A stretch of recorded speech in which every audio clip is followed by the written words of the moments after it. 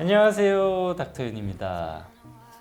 이번 질문은 다크서클 질문입니다. 제가 읽어보겠습니다. 제가 다크서클 진짜 심해서 다크서클 전문 피부과에 가서 색소 침착으로 인한 다크서클이다 라고 진료를 받고 레이저 치료를 10회 정도 받았습니다. 근데 효과가 없던데 여러 번 더 받으면 효과가 나타날까요? 그때 받고 나서 효과 없어서 포기하고 지냈는데 너무 스트레스라 혹시 더 받으면 나아질까 생각이 들어서요. 하지만 가격도 만만치 않고 시간도 꽤 걸리는데 어떻게 하는 게 좋을까요? 라고 질문 주셨네요.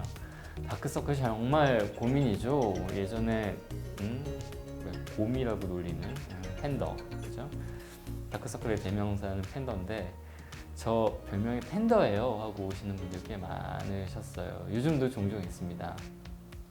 지금 질문자님께서는 다크서클 병원에 가서 다크서클의 원인이 색소 침착이다 라고 진단을 받았다 라고 얘기를 하시는데 실제로 다크서클은 한 가지 원인에 의해서 생기는 건 아닙니다. 우리가 다크서클이라고 하면 눈 아래에 눈물고랑 있는 곳이 까맣게 혹은 파랗게 보이는 현상을 뜻합니다. 자, 그러면 다크서클이 생기는 원인은 무엇일까요? 우선 크게 세 가지 정도로 나눠서 이야기를 할 수가 있습니다. 질문자님께서 진단받았던 것처럼 요 아래쪽에 색소 침착이 생기는 경우예요.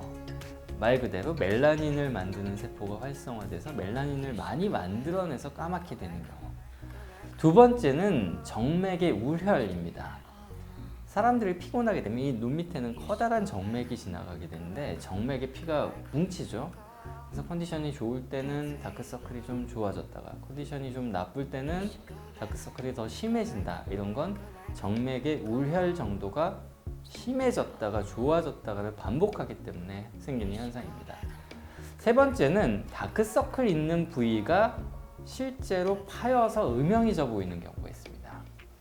눈 밑에 있는 지방이 좀 튀어나오고 나이가 들면서 눈 밑에 지방 아래쪽의 피부가 얇아져서 피부에 꺼지는 현상이 생기죠. 이렇게 세 가지 이유에 의해서 다크서클이 생기게 되는데요. 각각의 치료법은 조금 차이가 있습니다. 먼저 질문자님께서 얘기하셨던 저는 색소 침착에 의한 다크서클 이래요 라고 진단받은 경우에 색소 레이저도 하는데요. 중요한 것은 그 부분을 문지르지 않는 생활 습관을 바꾸는 것도 되게 중요합니다. 대부분 동양인들은 물리적인 압력에 의해서 색소를 만드는 기전이 활성화되게 됩니다. 많이 문지르거나 긁으면 까매진다는 거죠. 제가 쉬운 설명으로 왜 색소 침착 잘 올라오시는 분은 팔에 목이 물리면 그 부분 막 긁죠. 그럼 그분들은 그 주변이 다 까맣게 됩니다.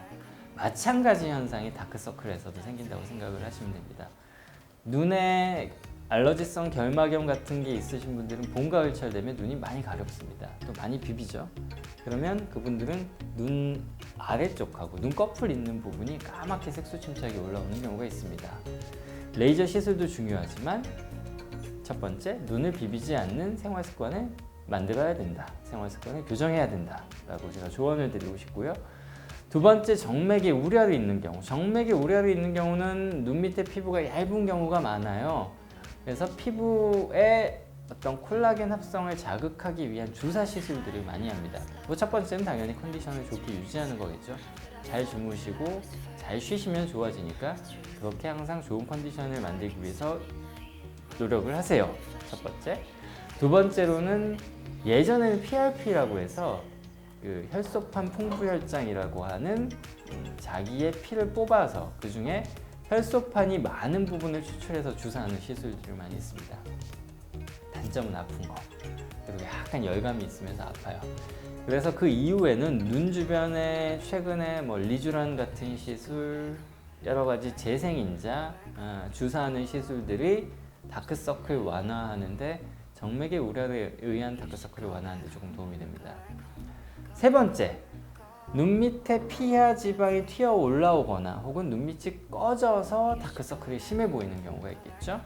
이 경우에는 눈 밑에 지방을 재배치하는 수술을 하실 수도 있을 거고요. 눈 밑에 지방을 조금 줄이기 위해서 요즘에 아이 슈링크라고 해서 초음파 리프팅을 이용한 방법들을 쓰죠. 그런 방법하면 눈 밑에 지방이 조금 좋아집니다.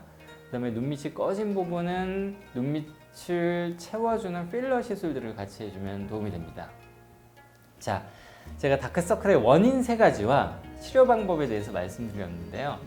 실제로 병원에 다크서클을 고민해서 오시는 분들은 한 가지 원인 때문에 다크서클이 생기는 경우는 없습니다. 제가 말씀드렸던 3가지 원인들이 조금씩 영향을 끼쳐서 섞여서 다크서클이 심해 보이고 그것에 의해 그것 때문에 치료를 받으러 오시기 때문에 한 가지 방법만 가지고는 잘 되지 않죠. 그러니까 여러 가지 방법을 본인에게 맞는 원인을 찾으시고 그 원인에 맞는 해결책을 찾아서 치료를 받으시면 다크서클이 좋아질 수 있다. 이렇게 말씀을 드리겠습니다. 이상으로 닥터 윤이었습니다. 감사합니다. 본 영상은 네이버 지식인의 질문을 바탕으로 제작되었으며 청담 아티젠 홈페이지와 유튜브 닥터윤 채널에 동시에 게시됩니다.